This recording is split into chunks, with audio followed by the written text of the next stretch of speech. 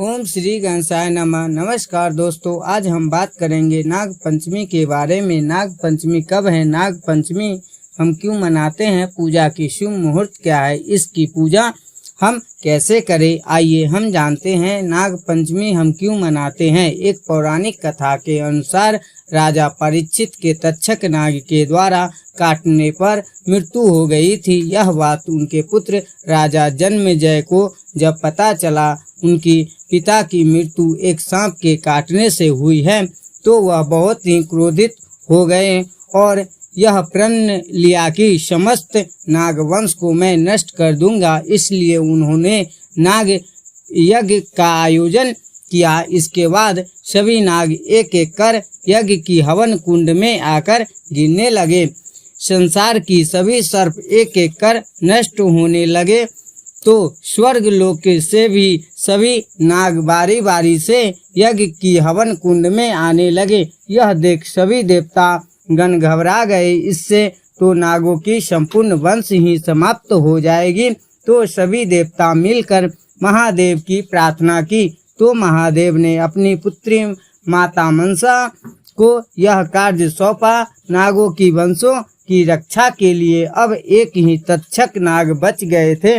माता मनसा ने अपने पुत्र आस्तिक मुनि को नागों की रक्षा के लिए नाग यज्ञ को रोकने के लिए भेजा। आस्तिक मुनि ने राजा जन्मेजय के पास जाकर इस यज्ञ को रोकने की विनती की और वह इस यज्ञ को रोकने में सफल हुए। उस दिन शुक्ल पक्ष की नाग पंचमी तिथि थी। आस्तिक मुनि द्वारा नागों की रक्षा की गई।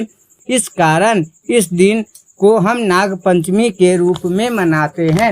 एक और पौराणिक कथा के अनुसार प्राचीन काल में एक सेठ जी के 7 पुत्र थे। सातों के विवाह हो चुके थे। सबसे छोटे पुत्र की पत्नी श्रेष्ठ चरित्र की विदुषी और सुशील थी, परंतु उसके भाई नहीं था। एक दिन बड़ी बहू ने घर लिपने को पीली मिट्टी लाने के लिए सभी बहुओं को साथ चलने को कहा, तो सभी डलिया और खुरपी लेकर मिट्टी खोदने लगी।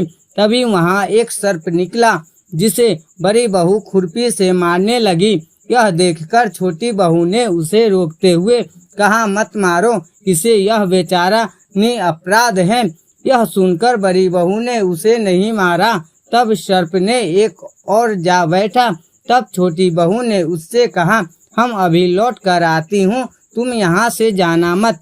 यह कहकर वह सबके साथ मिट्टी लेकर घर चली गई और वहाँ कामकाज में फंसकर सर्प से जो वादा किया था उसे भूल गई। उसे दूसरे दिन वह बात याद आई, तो सबको साथ लेकर वहाँ पहुँची और सर्प को उस स्थान पर बैठा देखकर बोली, सर्प भैया नमस्कार। सर्प ने कहा, तू भैया कह चुकी है, इसलिए तुझे छोड़ देता हूँ, नहीं तो झूठी बात कहने के कारण तुझे अभी डस लेता। वह बोली, भैया मुझसे भूल हो गई, उसकी क्षमा मांगती हूँ। तब सर्प बोला, अच्छा तू आज से मेरी बहन हुई और मैं तेरा भाई हुआ, तुझे जो मांगना है वो मांग ले। वह बोली, भैया मेरा कोई नहीं है, अच्छा हुआ जो तू मेरा भाई बन गया। कुछ दिन व्यतीत होने पर वह सर्प मनुष्य के रूप में रहकर उसके घर आया और बोला कि मेरी बहन को भेज दो। सबने कहा कि इसके तो कोई भाई नहीं था, तो वह बोला, मैं दूर के रिश्ते में इसका भाई हूँ, बचपन में ही बाहर चला गया था। उसके विश्वास दिलाने पर घर के लोगों ने छोटी को उसके साथ भेज दिया। उसने मार्ग में बताया कि मैं वही सर्प हूँ, इसलिए तू डरना नहीं और जहाँ चलने में कठिनाई हो वहाँ मेरी पूंछ पकड़ लेना। उसने कहे अनुसार ही किया और इस प्रकार वह उसके घर पहुँच गई। वहाँ के धन ऐश्वर्य को देखकर वह चकित हो गई। एक दिन सर्प की माता ने उससे कहा, मैं एक काम से बाहर जा रही हूँ, तू अपने भाई को ठंडा दूध पिला देना। उसे यह बात ध्यान न रही और उससे गर्म दूध पिला दिया, जिसमें उसका मुख बेहतर जल गया। यह देखकर सर्प की माता बहुत क्रोधित हुई, परंतु सर्प ने समझाने पर शांत हो गई। तब सर्प ने कहा कि बहन को अब उसके घर भेज देना चाहिए। तब सर्प और उसके पिता ने उसे बहुत सा सोना चांदी, जवाहरात, वस्त्र, भूषण आदि देकर उसके घर पहुंचा दिया। इतना ढेर सारा धन देखकर बड़ी बहू ने ईर्ष्या से कहा, भाई तो बड़ा धनवान है, तुझे तो उससे और भी धन लाना चाहिए। सर्प ने यह वचन सुना तो सब वस्तुएं सोने की लाकर दे दी। यह देखकर बड़ी बहू ने कहा, इन्हें झाड़ने की झाड़ू भी सोने की होनी चाहिए। तब सर्प ने झाड़ू भी सोने की लाकर रख दी। सर्प ने छोटी बहू को हीरा मणियों का एक अद्भुत हार दिया था। उसकी प्रशंसा उस देश की रानी ने भी सुनी और वह राजा से बोली कि सेठ की छोटी बहू का हार यहाँ आना चाहिए।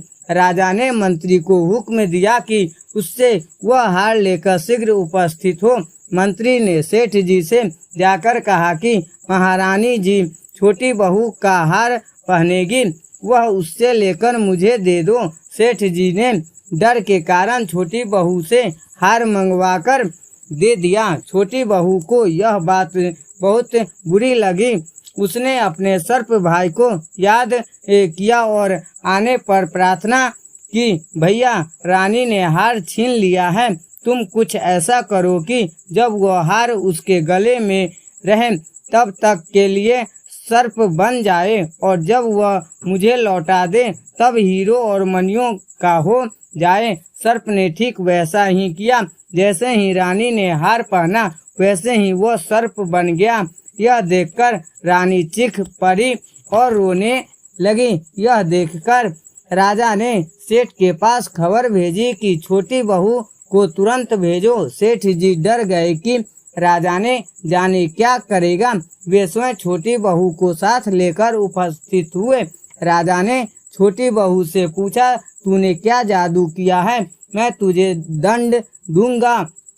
छोटी बहू बोली, राजन, धृष्टता क्षमा कीजिए, यह हार ही ऐसा है कि मेरे गले में हीरो और मणियों का रहता है और दूसरे के गले में सर्प बन जाता है। यह सुनकर राजा ने वह सर्प बना हार उसे देखकर कहा, अभी पहन कर दिखाओ। छोटी बहू ने जैसे ही उसे पहना वैसे ही हीरो मणियों का हो गया। यह देखकर राजा को उसकी बात पर विश्वास हो गया और उसने प्रसन्न होकर उसे बहुत सी मुद्राएं भी पुरस्कार में दी। छोटी वह अपने हार और इन सहित घर लौट गए। उसके धन को देखकर बड़ी बहू ने ईर्ष्या के कारण उसके पति को सिखाया कि छोटी बहू के पास कहीं से धन आया है। यह सुनकर उसके पति ने अपनी पत्नी को बुलाकर कहा, ठीक ठीक बता कि यह धन तुझे कौन देता है। तब वह सर्प को याद करने लगी। तब उसी समय सर्प ने प्रकट होकर कहा, यदि मेरी धर्म बहन के आचरण पर संदेह प्रकट करेगा तो मैं उसे खा लूंगा। यह सुनकर छोटी बहू का पति बहुत प्रसन्न हुआ और उसने सर्प देवता का बड़ा सत्कार किया। उसी दिन से नाग पंचमी का त्योहार मनाया जाता है और स्त्रियां सर्प को भाई मानकर उसकी पूजा करती है। आइए हम जानते हैं नाग पंचमी के महत्व। सांपों से स्वयं की और परिवार की रक्षा करने के लिए नाग पंचमी पर नागों की पूजा की जाती है। यदि किसी की कुंडली में काल सर्प का दोष हो तो नाग पंचमी पे पूजा करने से लाभ मिलता है। उज्जैन का नागेश्वर चंद्र मंदिर साल में सिर्फ एक बार नाग पंचमी के दिन ही खुलता है। इस दिन यहाँ पूजा और दर्शन करने से काल दोष शांत हो जाता है। नाग पंचमी के दिन इस मंदिर में भक्तों की काफी भीड़ होती है। आइए हम जानते हैं पूजा विधि के बारे में। इस दिन गृह द्वार के दोनों तरफ नाग का चित्र बनाकर या गोबर से सर्प आकृति बनाकर घी, दूध एवं जल से तर्पण करें। इसके साथ ही दही, दूर्वा, धूप, दीप, पुष्प, माला आदि से विधि पूर्वक पूजन करे। इसके बाद गेहूं, दूध, धान के लावा का भोग लगाना चाहिए। इससे पदम दक्षक नाग संतुष्ट होते हैं। पूजन करता 7 कुलों तक सर्प भय से डरता नहीं है। आइए जानते हैं नाग पंचमी पूजा तिथि के बारे में। पंचांग के अनुसार सावन माह के शुक्ल पक्ष की पंचमी तिथि 20 अगस्त रविवार की रात 9:03 से शुरू हो रही 21 अगस्त रात 9:54 तक पंचमी तिथि रहेगी। इस दिन तक्षक पूजा की जाएगी। इस दिन चित्रा नक्षत्र 3:47 से रात्रि 9:14 तक रहेगा। इस साल नाग पंचमी 21 अगस्त सोमवार के दिन मनाई जाएगी। शुभ मुहूर्त 21 अगस्त सोमवार को पूरे दिन है। सभी मिलकर बोलिए नाग देवता की जय। अभी तक आपने हमारे इस चैनल को सब्सक्राइब नहीं किया है तो जल्दी से सब्सक्राइब कर ले, क्योंकि हम सारे व्रत त्योहार की जानकारी आपको देते रहेंगे। धन्यवाद।